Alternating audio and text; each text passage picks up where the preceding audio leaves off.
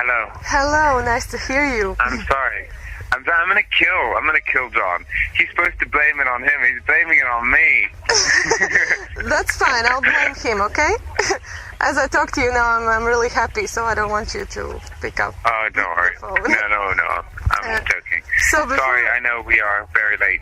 It's all fine. Are you recording this? Yeah, we are recording it, and it will be on air this evening and probably next week as well, before your concert.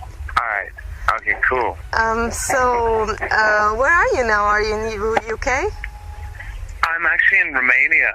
I'm in Romania, and I'm on a rooftop over a beach. You can probably hear this kind of slightly cheesy band playing songs. Yeah, they're in the background. I don't know what they're doing, but I've got a big show here on the beach for like 25,000, 30,000 people for a mobile phone kind of huge beach party. Is it this and we're doing that tomorrow night. So I have a night off, a rare night off.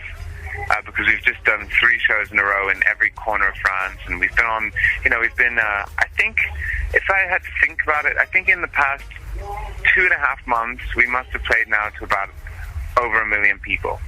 3 months, we played to over 1 million people.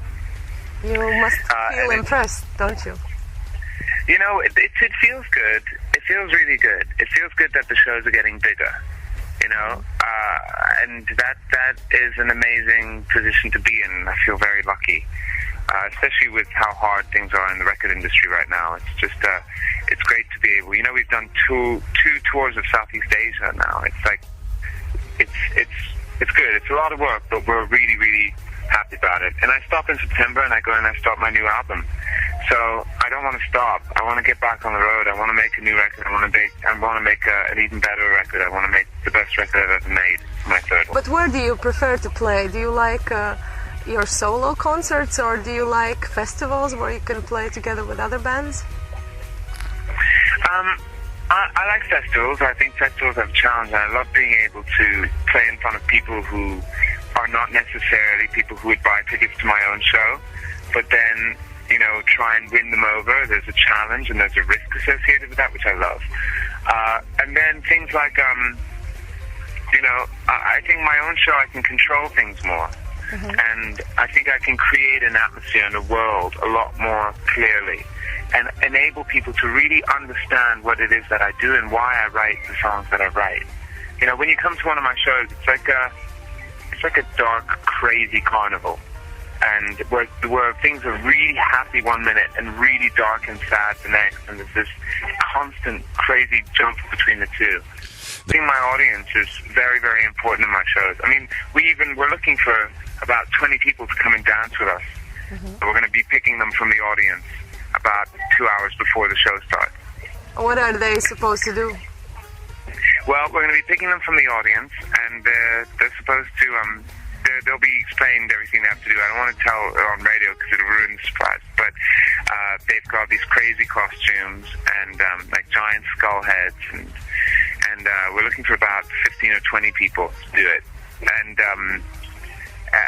so if you want to do it, arrive a little bit earlier. Okay, is it for all your concerts? This is pretty much all my every single concert around the world is doing this. We've got people now who arrive early in the morning because they want to do it, and they wait outside.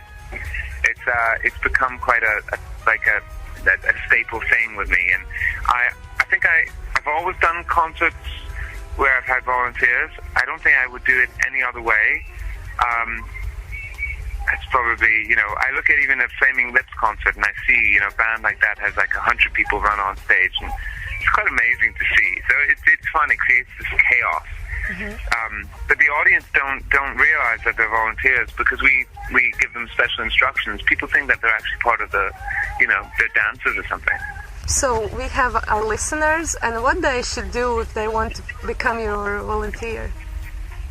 Well, if they want to volunteer for the show, they have to arrive at the venue that I'm playing a couple hours early, and somebody coming out and asking them if they want to do it, and they'll be choosing from everybody that's there.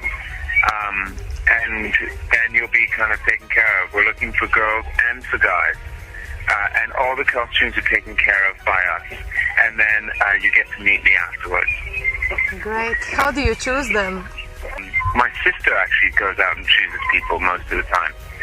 And she kind of goes for people who she thinks are going to be, who want to do it the most and who are going to be the most fun on stage.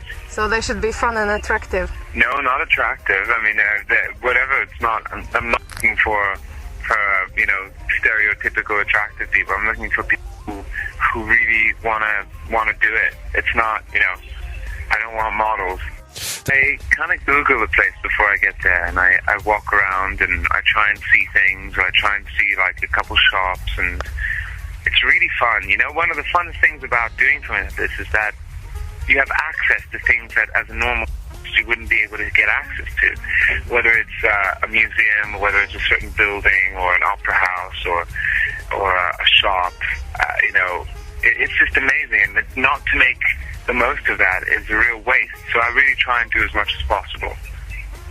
Okay, so you don't have one thing you usually do when you go to a country. For example, try their most popular beer. Oh yeah, I do all that. I always try and go to the best local restaurant, or I try and drink like local wine or beer or whatever. And I go to museums, but it just all depends. I have fun. I mean, I do a lot of this on my own, because I don't like talking to anybody before a concert. So it's a little bit awkward because a lot of the time I'm walking around and it's before a show and I'm doing it in total silence, and people think I'm crazy. Some people actually think I'm mute. Like, they feel sorry for me and they take care of me because they think I don't know how to talk, because I'm not able to talk. And I feel really bad because I don't want to tell them that the reason why I'm not talking is because I've got a concert that night, and then they just think I'm a stupid diva. But that's the only way I can do so many shows, is by not talking and just talking during the show. Anyway, I feel bad about that. So it's a little awkward. I walk around quietly with a little pad of paper. So if we see a quiet guy who looks similar like you, probably it's you. It will be me. Yeah. I've created quite a frenetic show, and we're preparing some new covers as well that we're going to do, some new songs, and we want to create as intense an atmosphere in my concerts as possible. Mm-hmm. Because I know, it's the first time, when you go somewhere for the first time, I have this excitement because it's new, and so I want to create something amazing. I don't know if it's true. I wish it was true, then I'd have a really easy job. So you said this is the night where you can relax before your show. How do you relax? How do you calm yourself down? I'm just sitting out here having a beer, and I know I'm treating really bad you, but as you made me wait for you, please be so kind. I'm from radio station SWH. And we will play your songs all week long and afterwards as well. So before the song, would be nice that there's some kind of introductory part where you say, yeah, I'm Mika and this is Radio SWH and we'll meet in Riga or something like that. Okay, why don't I do a few of them for you? Are you ready? Yeah, thank you. SWH. Yeah, exactly. Is that it? Exactly. Okay. Hey, this is Mika, and you're listening to SWH. That was one of my songs, and I'll see you very soon in concert.